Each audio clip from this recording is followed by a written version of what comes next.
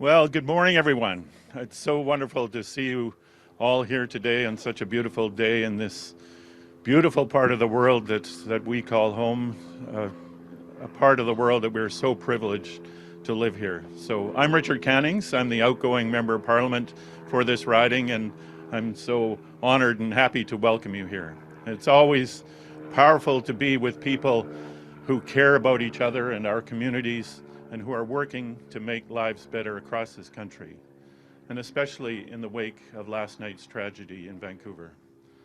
So we are gathered here today on the unceded lands of the Seal Okanagan people, and please join me in welcoming Joseph Pierre, that's Penticton Band councillor, and Anona Campi, a Seal Knowledge holder, to provide greetings.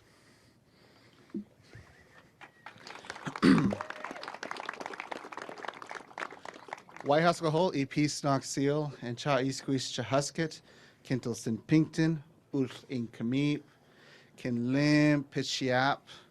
Hello, my name is Chahusket Joseph Pierre. I'm a band councillor with the Penticton Indian Band, and I'd like to welcome you here to the territory of the Okanagan Sayil people, the heart of our territory here in Penticton, a place that will always be. And we also acknowledge the tragedy last night, and we look forward to coming together as communities and honoring those. So Limlim, thank you for being here in the territory of the Okanagan Sayil people. I'd like to call on my friend Skinnerman, Anona Campi, to offer a prayer and a song. Limlim, thank you. White Haskolt, Piayat, and Chai Squeeze Skinnerman, Eason Summit Squeezed Anona Campi, Kentel Penticton. I said, hello, good day. My traditional name is translated to Buttercup. My English name is Anona Campi, and I'm from here, Penticton, the Penticton Indian Band. I will offer blessings for the day in my language and then translate. Limlam kolan chutin napanas kauchalt. Limlam kolan chutin e temkulauch, e temeuch, e siulk, wai ihi. I said, thank you, Creator, for this day. Thank you, Creator, for the land, all of the living things on the land, which includes all of us. And thank you for the water. I will now sing the Okanagan Nation anthem, the Okanagan song. The Okanagan song is sung completely in the Okanagan language called Nsilkchin. When we translate this song into English, it says, what does it say? I'm just kidding. We are beautiful. Because we are Okanagan, because our land is beautiful. This song is as significant to the Okanagan people as O Canada is for Canadians. When you hear an anthem, you rise if you can.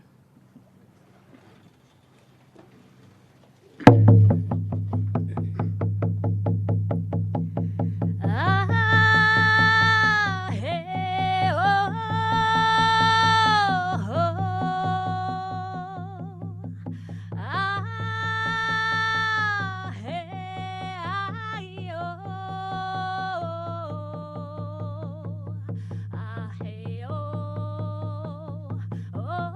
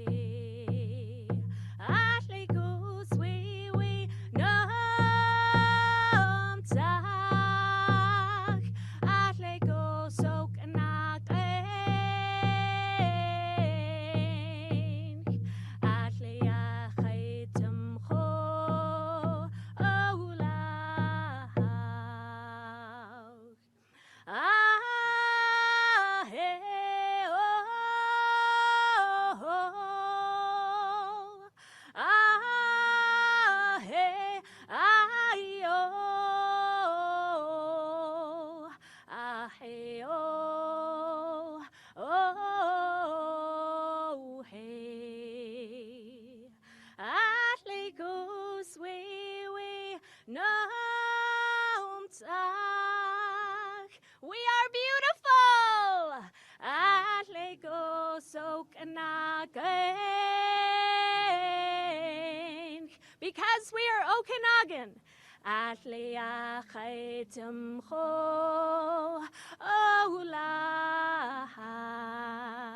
Because our land is beautiful. Limlimt, thank you.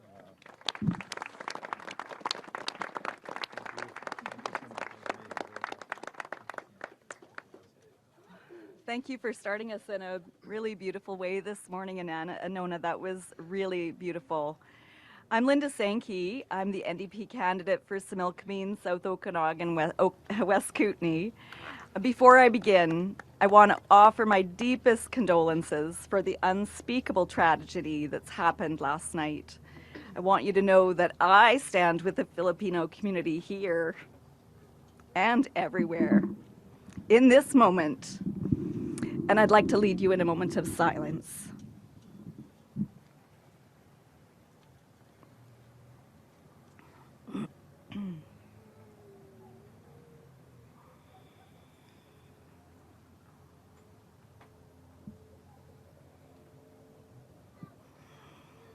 Thank you, everyone. Many Canadians are struggling to make ends meet right now. We're here to tell you that New Democrats are fighting to make lives better, fighting for better health care, fighting for homes that you can afford, and fighting to force big grocery companies to lower prices so we can all afford our lives a little better. Without further ado, I am proud to present our leader, Jagmeet Singh.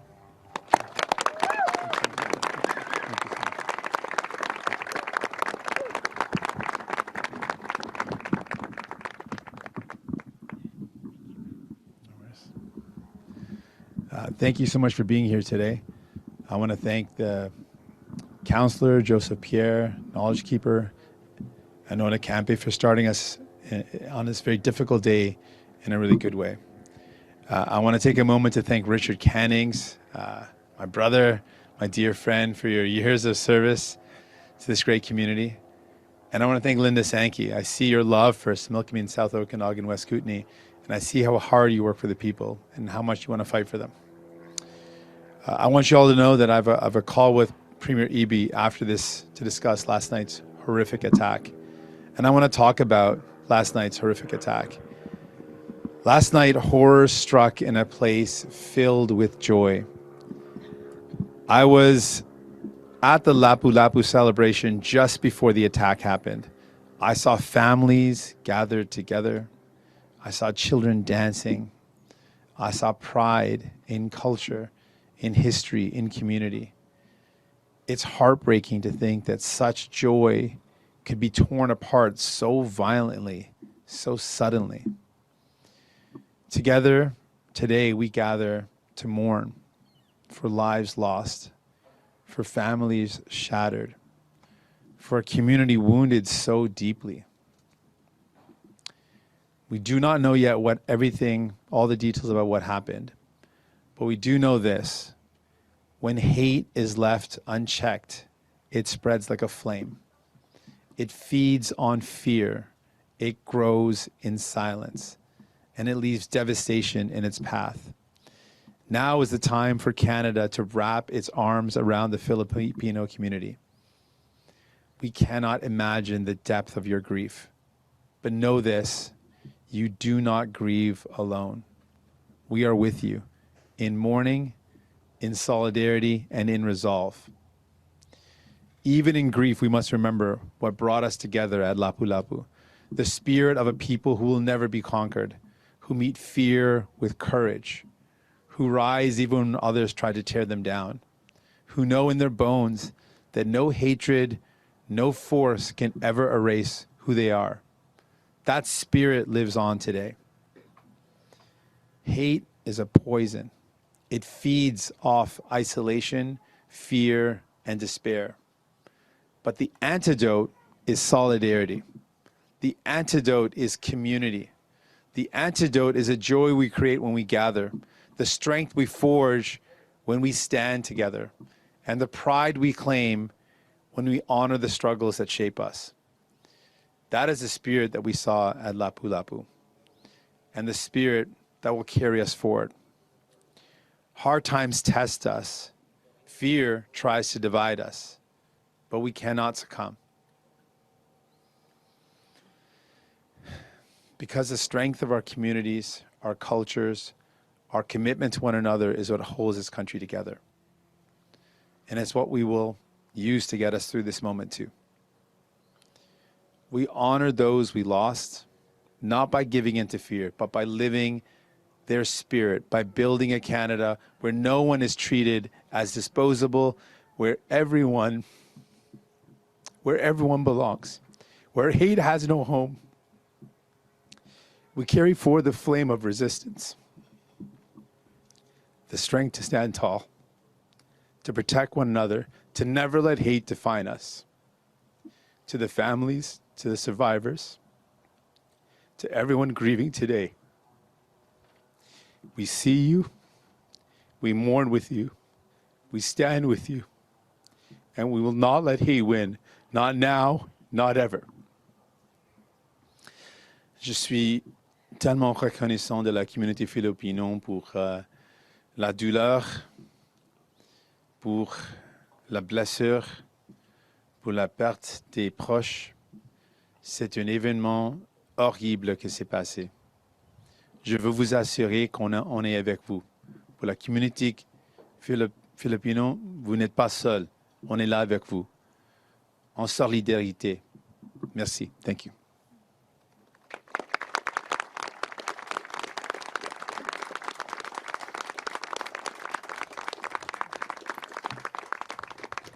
We will take questions. We'll start with one question, one follow-up. Marina von Stackelberg, CBC News. Hi, Mr. Singh. Thanks for taking our questions.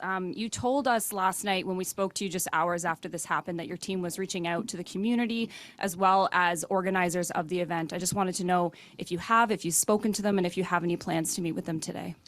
Yeah, what happened yesterday has completely changed today for us. Of course, now we're going to be focused on how we can stand in solidarity as an ally to the Filipino community. We don't know the details about what happened, but this was clearly the Filipino community right now is feeling targeted. They were the subject of this attack. This was clearly a Filipino event, and so we've got to wrap our arms around the community. We've got to be there with them, and so we'll be changing today's events to mark that. You spoke last night. Obviously, details were very thin. There's still a lot of details we don't have. But I'm curious if you've been briefed by the RCMP or anyone on what happened and whether or not your presence had any effect on what happened last night. We have no reason to believe that. There has been no details provided beyond what is in the public discourse right now. And I think it's important for us not to jump to any conclusions. But we do know that whenever violence is targeted towards a community, or a community that's having an event is impacted in that way, you can imagine why the Filipino community right now is feeling really scared, feeling lots of grief.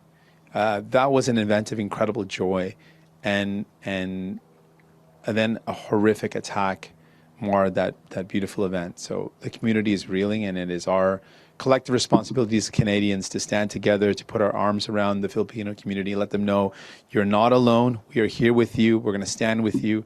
We're going to mourn with you. We're in solidarity with you. David Thurton, CBC News. Hi, Mr. Singh. Good morning. Yeah, we were there at the event with you. It's incredibly difficult day for that community and for so many people out there. But nonetheless, we're still in an election. And so I just wanted to ask you,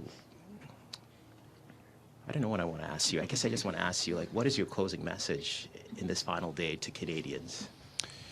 Well, I mean, today is a very difficult day to be a regular campaign day, given what's happened. I would remind people, ultimately, one of our messages is that people have the power. We were able to achieve certain things, and we were able to make people's lives better. People acknowledge our hard work to bring in dental care, to bring in pharmacare, but none of that would have happened but for people giving us that honor. It was because of you, because of people that voted for us. Really, it's because of you that we have this country, because people use their power and voted for New Democrats. We've got healthcare, we've got pensions, we've got things that we're so proud of. It's because of you.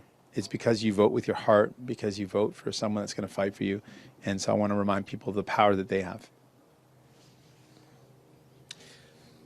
One thing I've been noticing in the final couple of days and couple weeks of this campaign, you've been asking Canadians to send as many New Democrats as possible back to Ottawa. And you've been talking about, maybe not in these words, but the danger of giving too much power to any particular government. If the polls are correct, we could be heading for a Liberal majority government. What is your worry if we head into that scenario? What is your worry if we do see a Liberal majority government? Yeah, I appreciate the question. My concern is that Mark Carney has laid out what he's going to do in his platform. He has said that he's going to cut $28 billion in services. He said earlier last week that he would exceed that. What would that mean for our healthcare system, for the services that we count on? He has told us that those cuts will come in the operating budget. He has said the operating budget includes healthcare transfers, transfers to provinces, transfers to individuals. So that really opens all those things up to cuts. And it would be very dangerous at a time when we want to strengthen those things. Like when people talk about being Canadian, they talk about the things that make us proud. And one of the things that come up is our universal health care. Well, we need to strengthen it, not let it get weaker. And I'm worried that if Mark Carney has all the power, there's not going to be anyone there to stop him from bringing in those cuts. And remember when Liberals have talked about cuts in the past and how devastating they were in the 90s when Chrétien and Paul Martin brought in really devastating cuts to our health care.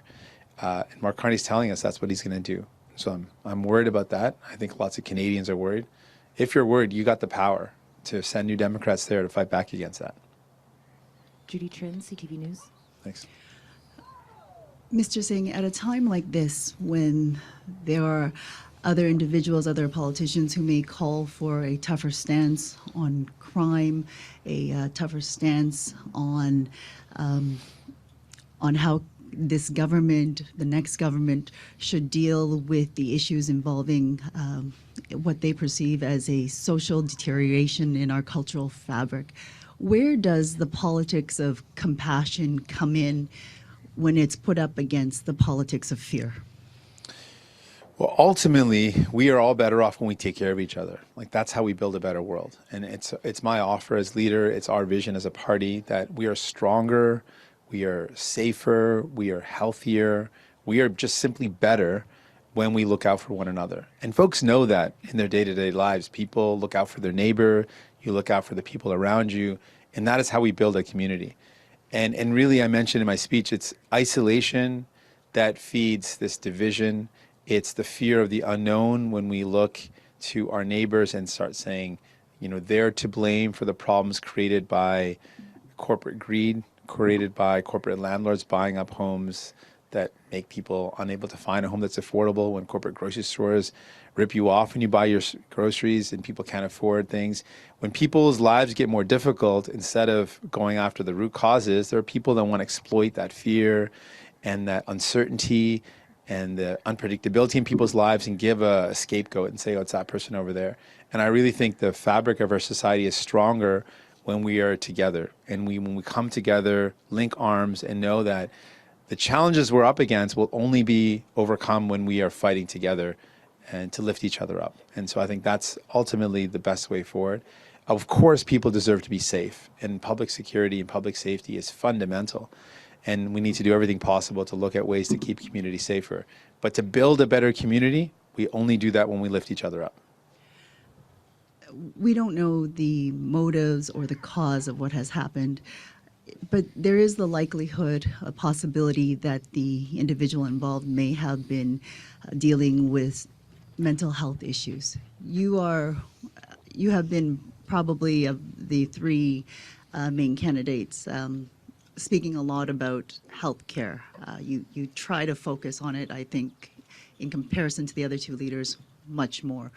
Where does mental health resources fit into your plan for for Canada, and it's obvious that there has been a lack of resources directed towards that, whether it's fighting drug use.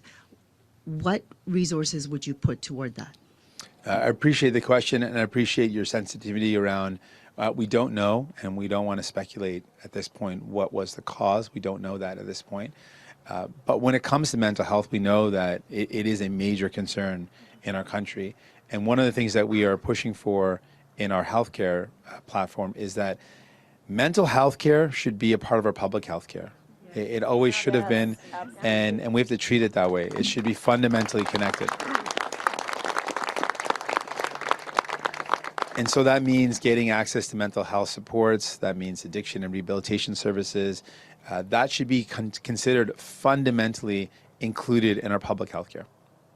Valérie Gamache, Radio-Canada. Je vais rebondir sur la question de ma collègue, M. Singh, parce que la police confirme que quand même le suspect a un long passé de problèmes de santé mentale. Confirme donc que ce n'est pas non plus un acte terroriste. Donc, j'aimerais vous entendre en français sur justement cet aspect-là qui a quand même été écarté dans la campagne électorale. Tout le problème de la santé mentale au Canada et de l'utilisation, qui vient souvent avec l'utilisation de drogue. Merci pour la question. Donc, je vais lire aussi les détails et je vais apprendre plus de détails sur l'événement. Mais la santé mentale, c'est un problème à travers le pays. C'est un grave enjeu. Et dans notre avis et dans notre campagne électorale, dans notre plateforme électorale, on a proposé l'idée que notre santé mentale doit être une partie de notre soin de santé. Ça doit être une partie. Parce qu'on sait que le dommage, quand on n'a pas accès aux soins de santé pour la santé mentale, c'est énorme. Donc, pour une société plus sécuritaire, plus en santé, c'est primordial qu'on ait accès aux soins de santé mentale. Ça doit aussi inclure accès aux centres de réhabilitation, accès des soins de réhabilitation. Donc, tout ça, c'est profondément important. Et c'est pourquoi on continue de se battre pour réinvestir ou investir davantage dans notre système de santé, pour le renforcer, pour donner plus d'aide aux gens, parce que c'est une question de vie ou mort. C'est fondamental. Qu'est-ce que ce tragique événement laisse, à votre avis, sur cette campagne électorale qui n'a rien eu d'habituel? C'est difficile à dire. C'est un moment tellement triste. C'est un moment tellement triste. C'est une tragédie. C'est une horreur. Et je suis toujours en train de comprendre tout ça. D'abord, je pense qu'on doit être là pour la communauté philippine qui était ciblée. Si c'était confirmé que c'est une question de santé mentale, ça a mis en question encore l'importance de renforcer notre système de santé et d'inclure les soins de santé mentale aussi. Et en général, je pense que ça encore soulève la question qui va défendre ce qui est cher à vous. Et donc, si le système de santé, une augmentation de notre système de santé, l'inclusion de santé mentale et soins de santé mentale dans notre système de santé, si tout ça, c'est important pour vous, donc nous sommes le parti qui va défendre cet intérêt. Alain Laforêt, TVA. Monsieur Singh, vous avez dit « La haine est un poison, l'antidote, c'est la solidarité ». Est-ce que depuis la pandémie au Canada, on a perdu la notion de solidarité? Je pense qu'un grave impact, un impact grave de la pandémie, c'était l'isolation. Et l'isolation crée le terrain pour faire en sorte que la haine peut augmenter. Et ça, c'est pourquoi je répète, mon offre au pays comme chef et comme parti, c'est l'importance de compassion, de solidarité et comment on prend soin les uns des autres. Ça, c'est une valeur vraiment importante. Je pense que c'est une valeur fondamentale pour les Canadiens et Canadiennes, pour les Québécois et Québécoises. Donc, c'est pourquoi, dans ce moment, je répète encore l'importance de solidarité. On est tous ensemble. Ma mère m'enseignait ça quand j'étais jeune, l'idée que nous sommes tous un. Et c'est vrai, quand quelqu'un autour de nous fait face à un problème, c'est un problème pour nous aussi. Mais quand on aide les gens autour de nous, nous tous réussissons. Donc, nous tous réussissons. Donc, ça, c'est mon offre pour le pays, le fait qu'on a besoin de plus de solidarité. Et les programmes sociaux donnent cette solidarité. L'idée d'avoir des soins de santé, c'est une façon de présenter cette valeur dans une action concrète. Et c'est pourquoi je suis profondément en faveur des programmes sociaux. Je pense que ça, c'est comment bâtir une meilleure société, un meilleur pays, quand on prend soin les uns des autres. Je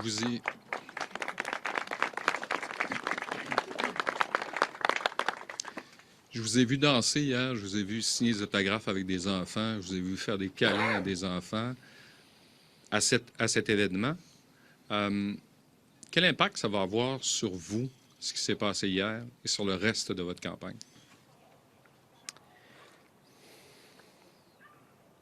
C'est une image que je ne... Ces images des enfants, de joie, des moments de joie, le chaleur, l'accueil chaleureux des gens, c'est impossible de arrêter de penser de ça pour moi. Donc,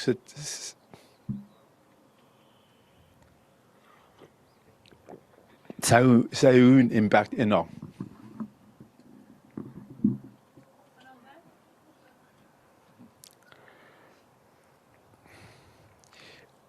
I keep on thinking about the kids that I met, the joy. I was there literally minutes before this happened, and I can't stop thinking about how much happiness was there, how much it was a family event. People were so positive and so joyful, and then to have such a horrific thing happen, I keep on replaying it.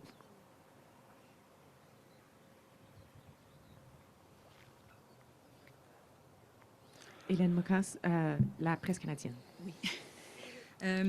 Je vais revenir sur la tragédie dans la deuxième partie, vous donner un petit peu de temps. Mais j'aimerais vous entendre également en français. C'est la fin de la campagne électorale. Les électeurs canadiens vont se prononcer au cours des prochaines heures. Êtes-vous confiant ou inquiet? Êtes-vous satisfait de la campagne que vous avez menée? Oh, je suis confiant, bien sûr, je suis satisfait. C'est toujours une question de... j'ai voulu parler avec plus de gens, j'ai voulu rencontrer plus de gens, mais c'est difficile dans une campagne courte d'avoir le temps de visiter toutes les provinces. Donc ça, c'est quelque chose même qui me manque, l'occasion de parler avec plus de gens. Mais je suis fier de notre offre aux Canadiens et Canadiennes, notre offre au pays, et ce qu'on veut faire, c'est de continuer de se battre pour les gens, pas pour les PDG, pas pour les milliardaires. On va défendre ce qui est cher aux gens, comme nos soins de santé. On va arrêter les coupures. On va rendre la vie plus abordable. On va faire face aux grandes entreprises d'épicerie, des géants de l'immobilier qui vous arnaquent. On a des propositions pour arrêter ces arnaques, pour arrêter l'exploitation. Donc, notre offre, c'est vous avez le pouvoir. Vous avez le pouvoir d'envoyer des néo-démocrates qui vont défendre ce qui est cher à vous. Des néo-démocrates comme Ruth Ellen Brousseau, comme Craig Sauvé, Nima Manchouf. On a des candidates fortes qui vont défendre notre système de santé, qui vont se battre pour vous, pas pour les PDG, pas pour les riches. Et les ultra-riches entreprises, on est là pour vous et on est présenté pendant cette campagne électorale. Et en lien avec la tragédie de la veille à Vancouver, parce que j'aimerais vous entendre en français également, avez-vous eu des contacts avec les gens de la communauté? Allez-vous en avoir? Qu'allez-vous faire? Et est-ce que ça a un lien avec votre passage à l'événement? Il n'y a aucune preuve ou aucune chose que j'ai vue ou quelqu'un m'a partagé qu'il y a un lien avec mon présence. Donc, je pense qu'on ne doit pas deviner les choses comme ça s'il n'y a aucune connexion partagée avec moi, aucun détail partagé. Donc, Oui, on a commencé la conversation avec plusieurs organismes. On va avoir des conversations cet après-midi avec les organismes, les leaders, les chefs dans la communauté. Et ça complètement change notre journée. Et on va montrer notre solidarité avec la communauté philippine parce que c'est ce qu'on doit faire aujourd'hui. Sarah Krukal, Castanet. Hi, just turning to the election here. We're less than 24 hours away from polls opening. Why here? Why now? It's become a bit of a tradition. I think every campaign we've ended off our campaign in Penticton, so I feel like I couldn't not continue the tradition.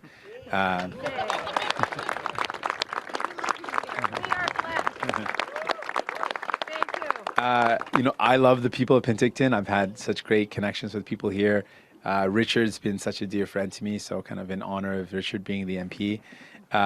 We've got such a great candidate with Linda Sankey here, so I think it's so important. Yes, we do. So I think it's important to show our support, and so I think it's a beautiful tradition that we've started, and we're going to continue it. Thanks.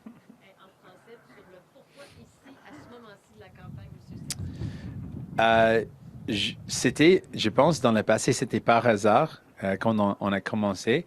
Mais puis après, c'était comme chaque élection, on finit l'élection ici dans le comté. Donc, j'ai voulu continuer cette tradition. Et pour donner respect à mon ami, mon frère Richard Cannings pour son travail, mais aussi pour reconnaître notre candidate extraordinaire, Linda Sankey aussi.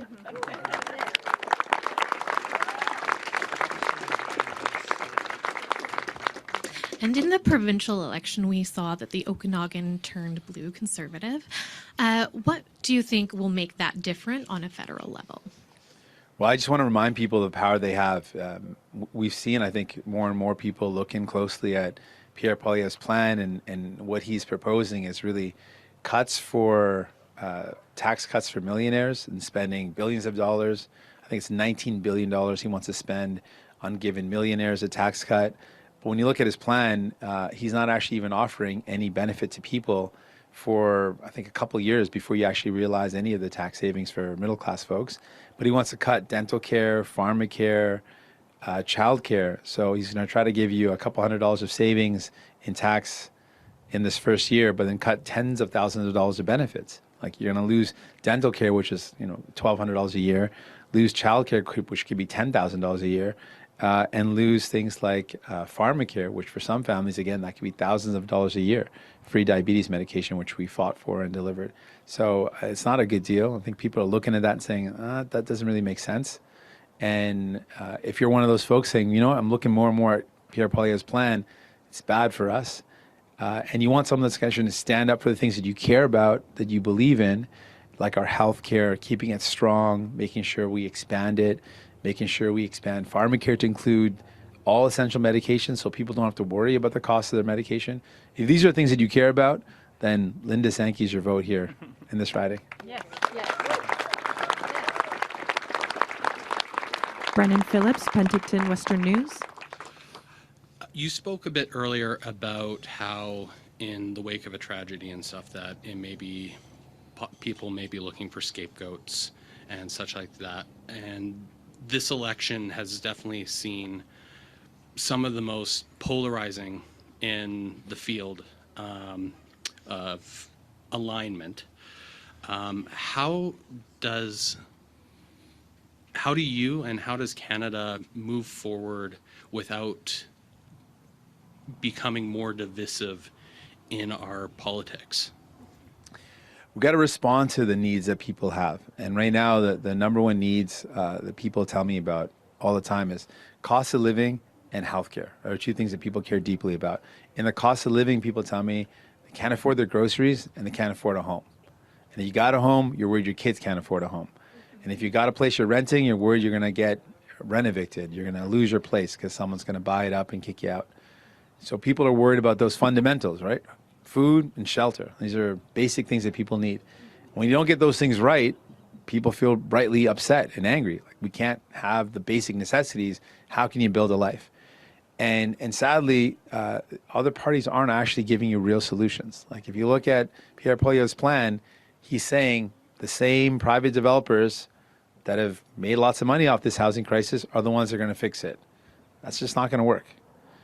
Mark Carney saying pretty similar stuff. He doesn't really have a real aggressive plan to tackle the affordability piece, because we could build homes, but if you're building multi-million-dollar homes, building luxury condos, that's not actually what young people can afford. It's not what young families can afford. It's not what seniors can afford. It's not what people can afford, period. So we need to actually build homes that people can actually afford. And so to do that, we've talked about the housing market's got to start working for people, not for rich investors. That's what we got to change. And there's ways to do that. We got to make the ban on folks from around the world trying to buy up homes here for an investment purpose. We got to make that ban permanent. Like, that's not actually good for our economy. We want people in Canada to buy those homes. There's a lot of corporations that are looking at housing as a stock market and buying up affordable apartment buildings or buying up affordable single-family homes. We got to ban them from doing that. You know, a young family shouldn't be having to compete with a company like Brookfield Investments to buy their first home. That's not a fight they can win. So we want to put a moratorium on large corporate landlords buying up affordable homes. So actually people, young people, families, seniors can actually buy those homes for themselves. That's what we need. And then when we build homes, we got to build cooperative housing where everyone who lives in the home is an owner, right?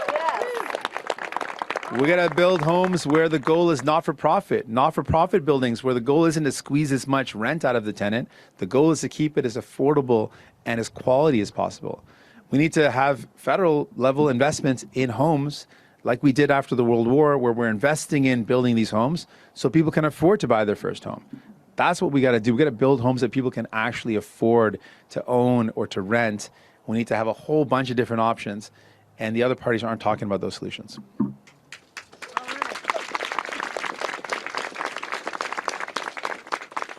And kind of going back to the divisiveness and the polarization, particularly in this election where it seems to be orienting around two parties in particular, do you think that it is time for a greater push for electoral reform?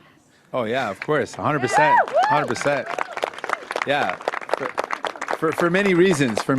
If I could expand on that, I think electoral reform depends on what type. Like, I believe in proportional representation, and it's the only consensus that we have in our country. When we had the committee work done on that, that was the consensus decision from Canadians, but also from the parties. The report came out saying that was the best way to move forward, and I believe that, you know, your vote should be reflected in Parliament. So if a party gets 20% of the vote, they should have 20% of the seats.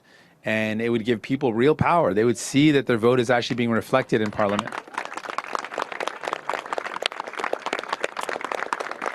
It would also require parties to work together in a different way. And I'm not apologizing in any way for wanting parties to work together. I think that's how we make things happen. You have to work together. I make no apologies about that, because that's how we were able to deliver. We were able to force the government to deliver dental care for millions of people. We forced the government to bring in pharmacare for millions of people. That's by forcing the government, but it requires working together. I'm not afraid of doing that, and I think Canadians ultimately want to see that. I think that's the best way to move forward. So we would get rid of some of that division if we had a system where people were actually seeing their votes reflected in Parliament, and the Parliament was made up really, truly with the will of the people.